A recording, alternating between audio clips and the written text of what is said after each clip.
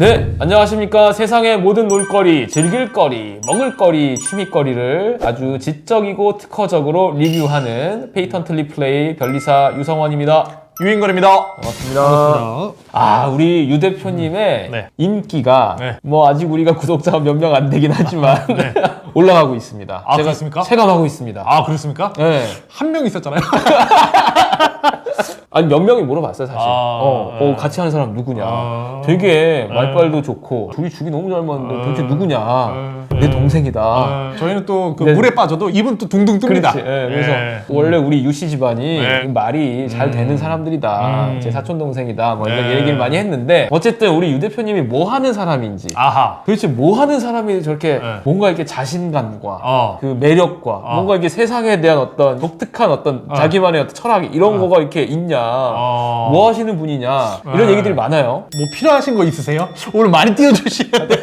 제가 사실은 그 인트로에 우리 소개할 때 변리사 유성원입니다 라고 말씀을 하시잖아요. 저는 곰곰이 이렇게 생각을 해봤어요. 난 뭐라고 소개를 해야 될까? 변리사 아닌 유인걸입니다 이렇게 하고 싶었어요 사실.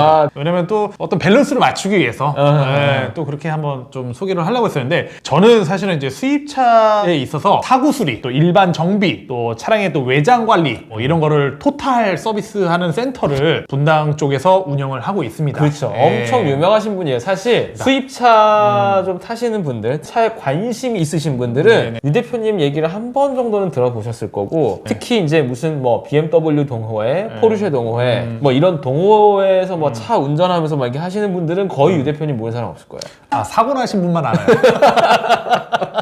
그 정도로 이 수입차 정비업계에서는 거의 뭐 제일 유명한 분 중에 하나고. 아니요, 그 정도까지는 아니고요. 네, 그다음에 네. 용인 지주. 아, 그렇죠. 용인 땅 주인. 아, 자꾸 그러지 마. 우리 유 대표님이 원래 이제 코션 코리아 센터 네네네. 예, 대표님이신데 네네. 또 이번에 이제 새로 사옥을 짓고 이제 맞습니다. 용인 땅 주인이 되면서 거기다 또 건물을 거기다 건물을 지었어요. 네. 네, 사옥을. 그래가지고 이번에 이제 회사 이름도 리뉴얼을 했어요. 네, 맞습니다. 뭐죠? 우리 좀 소개를 좀 해주시죠. 사실은 제가 2009년에 지금 하고 있는 이제 사업을 처음에 이제 시작하면서 목표로 세웠던 게 있었어요. 빨리 회사의 사옥을 짓고 싶다라는 그 목표가 지금 한 11년 만에 저는 이제 멋있어, 이루었어요. 멋있어. 네, 지금 너무 행복하고. 완전 멋있어. 근데 네. 또 지금부터 또 제 도약이라고 생각을 해요. 저는 네, 네. 항상 열심히 해야겠다, 겸손한 자세로 그런 생각을 하고 있는데, 저번에 저희가 방송하면서 덥죽이라는 네. 상표에 관련돼서 그 분쟁 이슈가 됐던 거에 대해서 네. 우리가 또 방금, 다뤘었잖아요. 네. 그걸 저희가 다루고 나서 새로운 제가 브랜드를 만드는데 이거 상표 출원을 해야 되지 않을까? 라고 사실은 제가 이제 생각을 하고 있었어요. 근데 또 때마침 또 제 사촌 형이자 우리 또 유성원 변리사님이 계시기 때문에 뭐 나중에 하면 되겠지 이렇게 저는 생각을 하고 있었어요. 그래서 제가 각종 뭐 SNS에 새로운 브랜드 런칭하는 브랜드에 대해서 이미 제가 홍보를 막 하고 있었어요. 그랬더니 저한테 이제 한 말씀을 하시더라고요. 야, 큰일 나. 상표 출원 안 하고서 그러면 안 돼. 뺏겨. 이 말씀에 덥죽이 갑자기 확 생각나더라고요. 그렇지, 그렇지. 덥죽 뺏길 것 같은 생각이. 물론 이제 그렇게 제가 유명하지는 않지만 그래도 혹시나 네. 하는 마음에 저희가 또 회사를 이렇게 사옥을 짓고 하는 거에 있어서 또 우리 유성원 변리사님이 또 선물로 무려 5개나 5개입니다. 5개. 5개나 이렇게 접수를 출원번호 통지서 오늘 이제 나왔어요. 오늘 나왔어요. 너무 감사하게 생각하고 있고 저도 뭔가 선물을 준비를 해야 될 것 같습니다. 아유, 아니야. 이미 저한테 선물 많이 해줘서 제가 너무 많이 받아서 이렇게 한 거고, 뭐 그걸 떠나서 저는 이제 제 동생이자 유 대표가 새로 시작하는 거에 대해서 제가 좀 뭔가 이렇게 좀 선물을 해주고 싶었는데, 아유, 감사합니다. 마침 이름을 되게 한참 고민하고 있었어요. 뭐 로고랑. 왜냐면 이제 이름은 이제 상표법적으로 이름만으로는 좀 등록받기 어려운, 그러니까 소위 말하는 식별력이 약한 상표인데, 근데 약한 상표지만 굉장히 브랜드로서는 되게 좋은 상표여서 그럼 그걸 쓰자. 대신 제가 이제 로고를 만들어라. 맞습니다. 그때 이제 조언을 드려서 이제 맞습니다. 로고를 만드셨고, 네. 로고를 나오자마자 여기저기 막 알리기 전에 제가 이제 어쨌든 변리사 형이니까 상표 등록을 미리 해줘야겠다라고 이제 해서 최종적으로 몇 가지를 이제 검색도 하고 유사 상표도 찾아내고, 왜냐면 로고가 좀 유사한 게 좀 있었거든요. 그래가지고 이제 그런 것들 이제 그 도형 상표 검색도 좀 해보고 네네네. 해서 걸러서 최종적으로 5건의 상표로 오늘 출원을 완료했어요. 맞습니다. 제가 사실은 이렇게 상표 등록 출원을 해보기 처음이에요. 사실은. 그래서 뭐 전에는 이제 다른 분이 이렇게 했다던가 뭐 직원이 한다던가 이렇게 했는데 제가 이렇게 직접 진행해본 처음이거든요.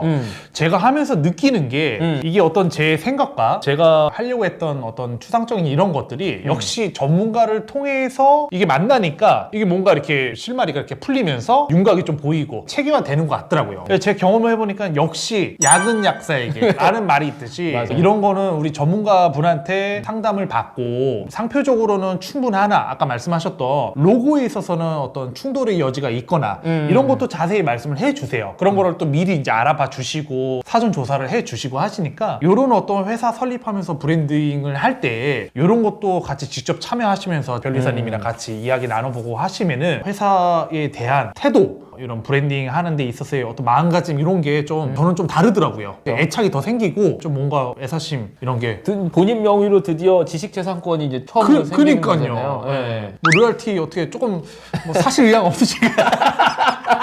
어쨌든 우리 유 대표님의 새로운 회사명 한번 유 대표님이 공개해 주시죠. 네. 일단은 그 슈퍼팩토리라고 하는 슈퍼팩토리. 네, 슈퍼팩토리. 제가 하고 있는 업에 있어서 보통 그렇습니다. 이름들이 보면은 다 무슨 모터스 뭐 다 그렇잖아요. 맞아. 이제 제가 독일이라던가 미국이라던가 이런 데의 브랜드 어떤 지명을 좀 찾아봤어요. 그랬더니 이제 팩토리 어떻게 보면 공장이라는 단어이잖아요. 지칭하는 게. 근데 이제 그 공장 중에서도 이제 다양한 공장이 있는데 저희는 이제 슈퍼 팩토리라고 하는 그 슈퍼가 뭐 슈퍼카 뭐 이런 걸 뜻하는 게 아니라 그런 높은 수준의 퀄리티를 추구하는 어떤 그런 상징적 의미를 담겨 있어요. 슈퍼카를 다루듯 저희한테 오시는 모든 분들, 고객분들의 차량을 그렇게 소중하게 제 차처럼 그렇게 좀 해드리고 싶은 마음에 슈퍼 팩토리라고 지었는데 이게 제가 막상 또 해보니까 단순히 저는 슈퍼 팩토리라고 사명만 지었지 로고라던가 이런 건 사실 그렇게 신경을 못 썼거든요. 근데 이번에 이제 경험을 해보니까 아 이게 굉장히 중요하구나. 로고도 굉장히 중요하고 전체적으로 이게 굉장히 중요하다는 걸 제가 새삼 느꼈어요. 어쨌든 우리 유 대표님이 슈퍼팩토리라고 하는 걸 이제 하겠다 이렇게 결정을 하셨을 때 되게 좋은 이름이잖아요. 팩토리라고 하는 것은 뭔가를 생산하는 공장뿐만 아니라 정비소도 팩토리라는 표현을 쓰고 거기다가 슈퍼라고 하는 거는 정말 절대적인 어떤 성질을 표시하는 우수함을 표시하는 단어이기 때문에 슈퍼팩토리라고 하는 브랜드의 커뮤니케이션 힘이 소비자에게 직감시키는 힘이 굉장히 좋아요. 근데 그때도 말씀드렸지만 뭔가 성질이라든가 특징이라든가 효능이라든가 이런 거를 직감적으로 설명하는 표장은 식별력이 없어서 등록 못 받는다고 그렇죠, 했잖아요. 그렇죠. 그래서 이제 제가 이거는 로고를 결합해서 가야 된다. 그리고 이제 유명세를 타자.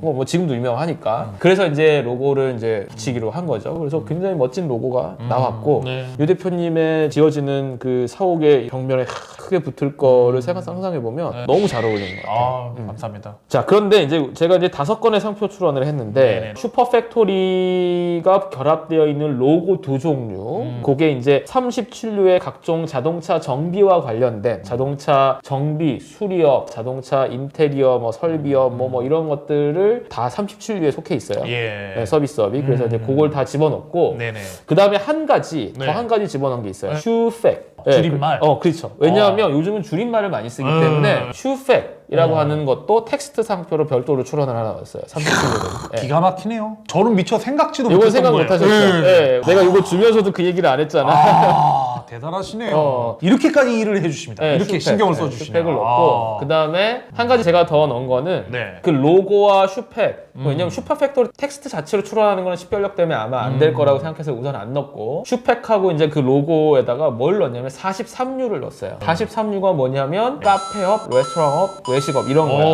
근데 유 대표님 거기다 카페 만들 거잖아요. 네네네. 그래서 이제 43류를 추가로 넣은 거예요. 저는. 이야, 네. 돈이 얼마야?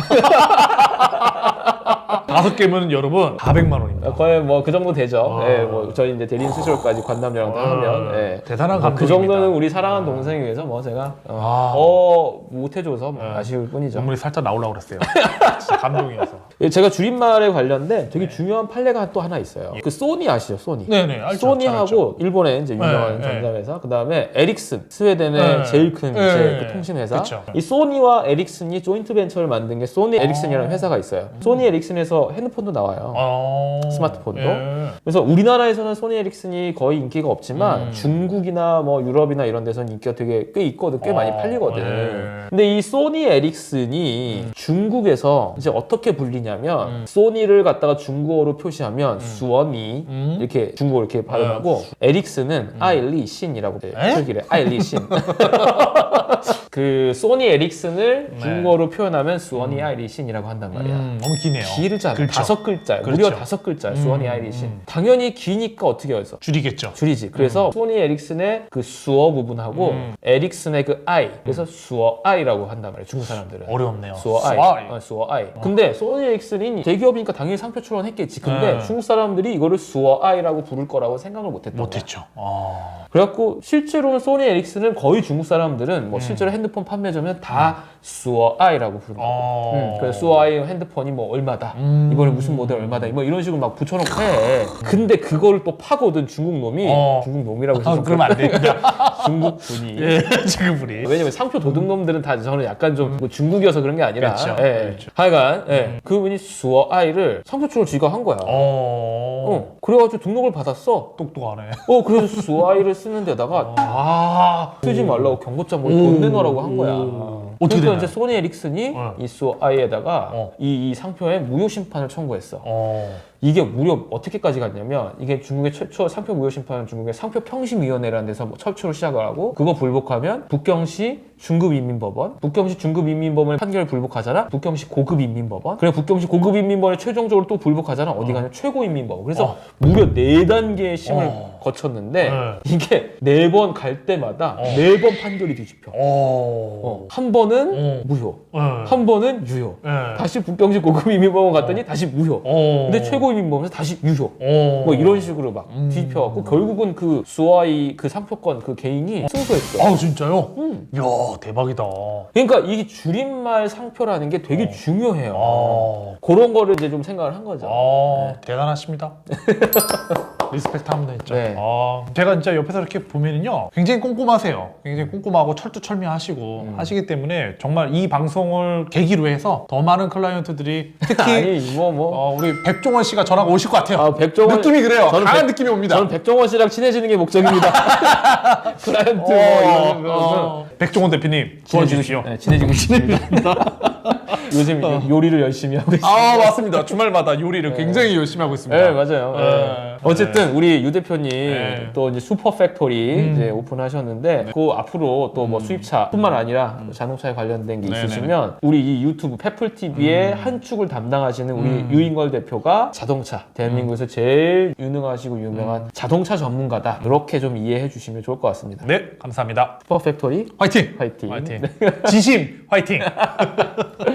네, 오늘 유 대표님에 대한 소개로 시작해서 네네네. 슈퍼 팩토리 상표 출원기까지 직접 그렇게 해서 체험기. 이제 해봤는데 네네네. 여러분들 도움이 많이 되셨으면 좋겠습니다. 오늘 컨텐츠도 즐거우셨다면 구독, 좋아요. 알람 설정까지 부탁드립니다. 부탁드립니다. 감사합니다. 도와주십시오. 도와주십시오.